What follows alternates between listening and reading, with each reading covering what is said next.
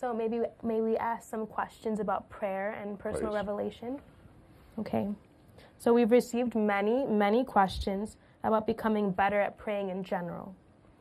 Lily in Illinois said, I'm a senior in high school, and I'm having trouble having good prayers, more like conversations with God. Do you have any suggestions, or what do you do? I'll start by saying, be modest in your expectations.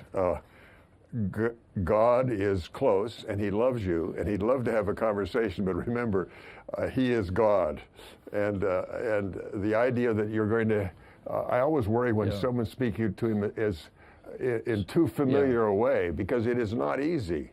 Heavenly Father's words, His ideas are not exactly ours. And so the idea of having really a conversation where you're chatting with Heavenly Father is probably a little bit of a lofty goal. My own feeling is I pray as if He's there, as if He is listening. And He is listening. I believe He's always sending messages to me. I really do. But sometimes there's long silences, for me at least. And so that when she speaks, you see, of a conversation in her prayers, she's making it sound a little more casual than I think it's possible to be. We're dealing with God the Father and His Son Jesus Christ, and they are so far above us in terms of their powers that in fact, I've been with people who chat as if they're chatting. You know, when I've heard them pray, and I thought, you're a little more familiar than I am with that one, because I would think that if you can just get the feeling that He is hearing you, and then if on occasion answers come back, often clearly in your mind, sometimes not, maybe by just reading the scriptures, the answer comes that way. But the conversation is not quite like he and I together, for instance, we talk with each other, and it's very personal. Elder Holland and I have had wonderful conversations, but I don't have conversations with Heavenly Father like that. At least I don't. Yeah.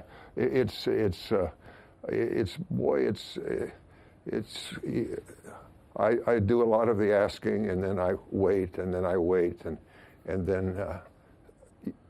answers come, but not in what you call a conversational mode. I agree. I think, and in busy young lives, you're off to seminary and off to school and off to this, and you've got an after-school job. Not every prayer is going to be able to be so carefully focused, but some prayers should be, if you want this depth, and it won't be casual, it won't be overly familiar.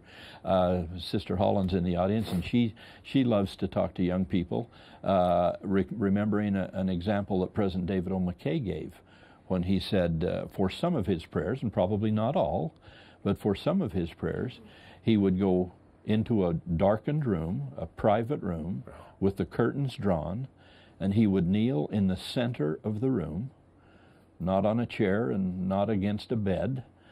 He'd kneel in the center of the room, and he would kneel and say nothing.